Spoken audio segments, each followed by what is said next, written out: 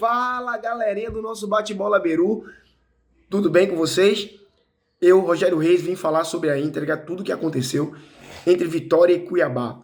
Vitória importantíssima para se afastar do Z4, Vitória foi muito bem dentro de casa, né, atendendo as expectativas do grande jogo diante da sua torcida, e assim as equipes se espelharam no 4-5-1, né? Um jogo muito truncado, um jogo muito estudado das duas partes.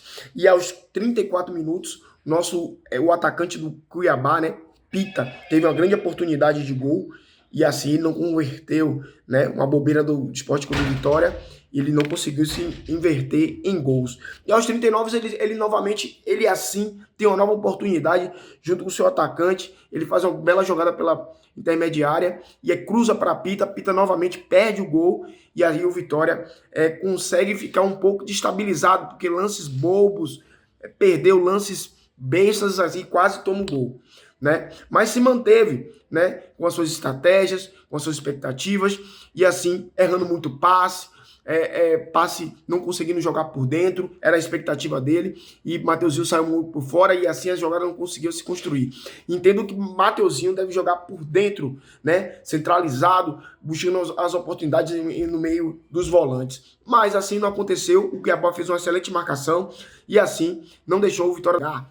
E aí as coisas foram se acontecendo no segundo tempo, mas as coisas aconteceram melhor no segundo tempo. Mas aos 44 minutos do primeiro tempo ainda, o Vitória tem uma grande oportunidade com o Mateuzinho, uma bola cruzada na área, e assim o William Oliveira, ele consegue dominar essa bola na barriga, finaliza para o gol, e Mateuzinho, se desviasse um pouco a bola, o Vitória poderia sair com 1-0 no primeiro tempo, mas isso não aconteceu. E aí, meu amigo, no segundo tempo, o Vitória veio totalmente mudado, veio com mais pegada, mais querendo vencer o jogo. Eu acho que o auxiliar técnico, né, o Estevão de Jean, ele assim colocou mais empenho na equipe, falou, conversou no vestiário e o Vitória veio totalmente mudado. No segundo tempo, aos 12 minutos, Mateuzinho tem uma excelente oportunidade, mas assim perde o gol e aí o Vitória continua em cima e tem um escanteio. Por uma jogada ensaiada, Oswaldo toca a bola para Mateuzinho, abre um espaço, cruza a bola pro segundo pau, a bola retorna novamente, uma bola totalmente difícil para qualquer zaga, então não pode permitir esse tipo de lançamento, não pode permitir que os jogadores adversários possam estar assim, sozinho dentro da área. O Vitória conseguiu tocar essa bola para dentro da área e o Wagner Leonardo, ele consegue assim fazer o gol do Vitória, 1-0. As coisas mudam, meu amigo. Mudou, porque o Vitória começou a atacar, a se envolver no jogo, a aparecer as grandes oportunidades. Mateuzinho, como eu tinha falado no primeiro tempo, não jogou nada, não conseguiu fazer as suas ações, aquilo que ele tem de melhor, mas no segundo tempo ele ficou mais centralizado, conseguiu dar alguns passes, a envolver o adversário, a driblar, fazer alguns X1, e as coisas começaram a melhorar para o Vitória. O jogo continuou truncado para um lado, para o outro, e aos 41 do segundo tempo, Mateuzinho faz uma excelente jogada e passa a bola para Zé Hugo num canto ali, fez uma finalização extraordinária. Fez o goleiro do Cuiabá fazer uma excelente defesa e assim ficou nesse 1-0 para o Sport Clube do Vitória, e assim jogou muito bem no segundo tempo, merecendo a vitória, merecendo assim levar os 3 pontos assim garantido dentro de casa. Bela partida do Vitória no segundo tempo. Primeiro tempo não jogou muito bem. O professor Stephanie falou que não entendeu desse jeito, mas eu entendi que o Vitória não foi muito bem. Eles se estudaram muito e não teve grandes oportunidades. Jogo muito truncado, muitas faltas, muitos jogos bola parada, poucos passes envolvendo o adversário. Então ficou muito toque lá atrás. Essa posse de bola que assim a estatística entrega foi muito de forma que não agradou os torcedores no primeiro tempo. Dentro da estatística do jogo, o Vitória teve 17 chutes, finalizações para o gol contra 9 do Cuiabá. Excelente finalizações e assim se tornou um gol, mas não que criasse tanto dentro da partida. 3 chutes certos no gol, né? 2 do Cuiabá, 47 posses de bola para os 53 de Cuiabá. Como eu havia falado, toques lá atrás, não envolvendo o adversário. 3 cartões amarelos para cada lado e sem nenhuma expulsão. Jogo muito estudado, mas assim, tecnicamente, muito abaixo do esperado. O Vitória se encontra na 13ª posição, com 21 pontos, né? Abaixo do Juventude, Internacional e Corinthians e Grêmio. Ambos vão fazer jogos hoje, né? Então, essa posição do Vitória pode mudar, mas vamos torcer contra os adversários para que ele não pontue ou pontue de forma que não venha ultrapassar o Sport Clube Vitória. O treinador assim repete a escalação do primeiro jogo, o jogo contra o Palmeiras, né? E assim ele consegue ter uma boa pegada, estatística melhor do jogo, mais entrosamento. Então, assim, pontos positivos para Carpini e assim manteve o mesmo time que ganhou o Palmeiras e assim o Vitória consegue vencer 2 partidas seguidas, uma coisa que não tinha acontecido ainda no Campeonato Brasileiro.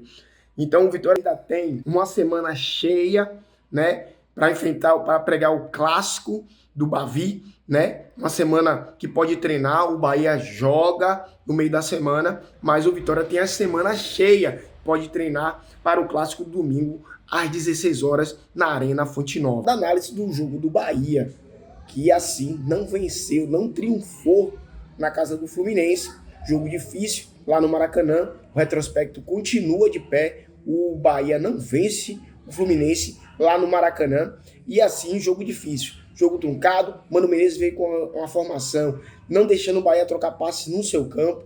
Isso foi muito inteligente da parte de Mano, tá? E assim o Bahia não consegue furar a defesa do Fluminense. E aí as coisas foram acontecendo. O Bahia logo no início, um cochilo da defesa do Fluminense. O Bahia aos 13 minutos, aos 5 minutos, tem uma grande chance, o Everton Ribeiro tocando a bola para Lúcio Rodrigues, e assim ele perde o gol de cara, meus amigos, de cara com o goleiro Fábio, e assim a gente não consegue fazer 1-0 logo no início, que mudaria a cara do jogo. E aí o jogo passou adiante, e aí o Bahia foi encontrando alguns momentos complicados, tocando a bola, passando a bola ali na frente da cabeça da área do Fluminense, e consegue uma falta aos 10 minutos, com assim a cobrança de Everaldo, e mais não foi convertido em gol. Uma falta muito fraquinha, né? Chute bem fraquinho, poderia ser melhor. O Fluminense veio com uma proposta totalmente diferente, e assim trocando passes, envolvendo o adversário de um lado para o outro, que é muito difícil para qualquer defesa.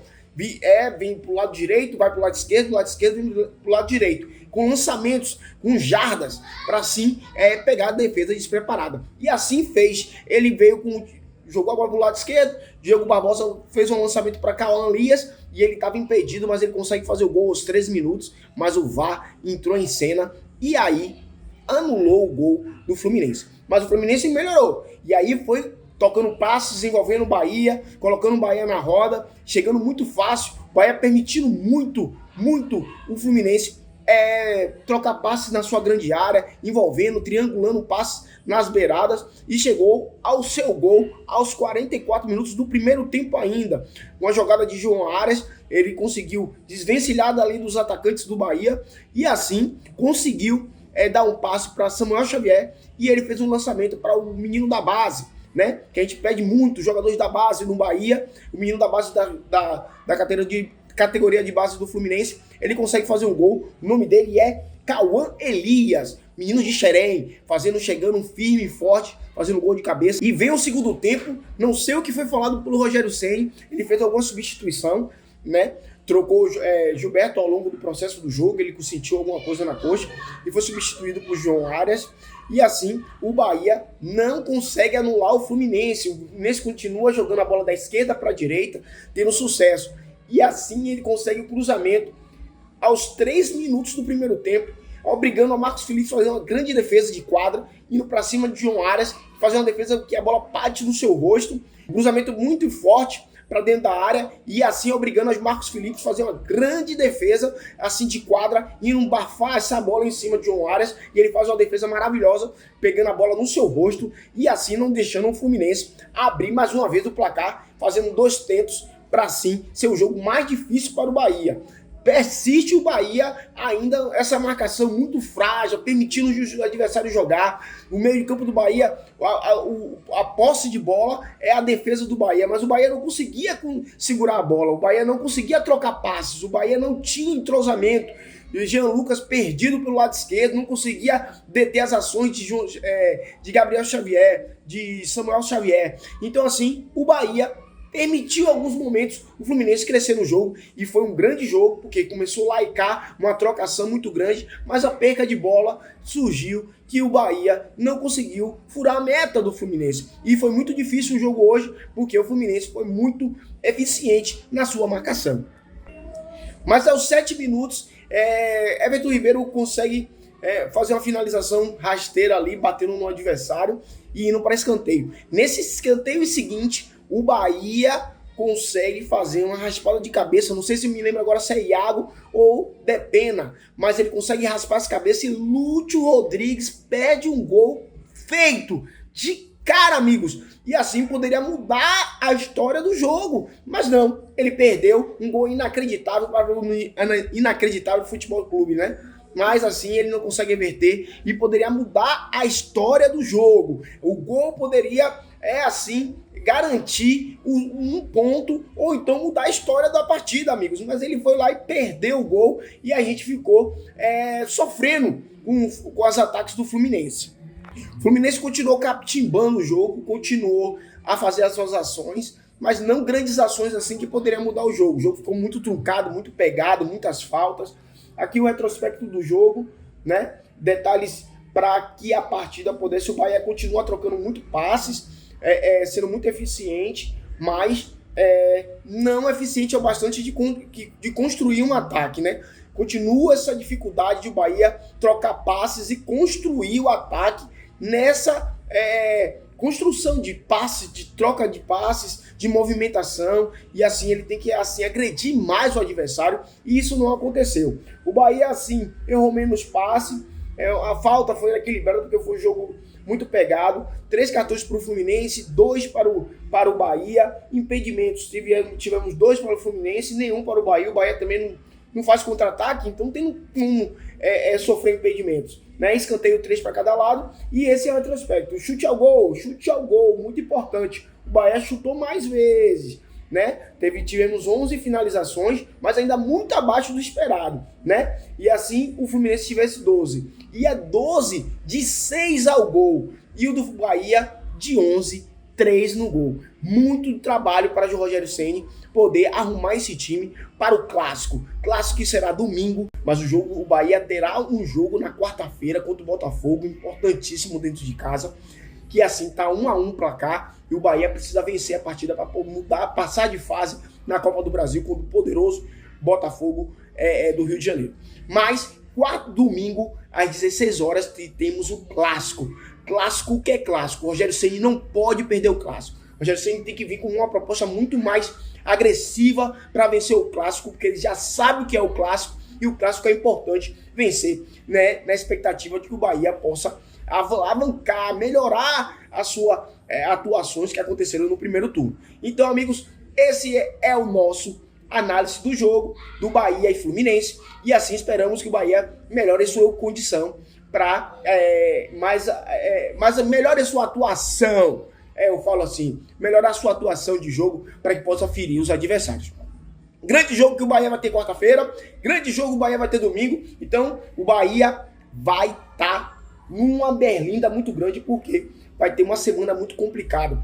E quarta-feira, Copa do Brasil, segunda-feira, domingo, né? Domingo, o clássico contra o Vitória. Esses resultados, né? Vamos mudar esse resultado, vamos mudar a cara do jogo, vamos querer mais para frente, vamos tocar mais espaço, mais para ferir o adversário, chutar mais em gol, né? O Rogério Ceni precisa acertar a mão do time, precisa encaixar isso no elenco novamente. Eu vejo que quando ele consegue, ele dá descanso a alguns jogadores, esses jogadores não rendem da maneira correta, da forma que ele quer que o time jogue, então tem dificuldade, tem muito trabalho para fazer.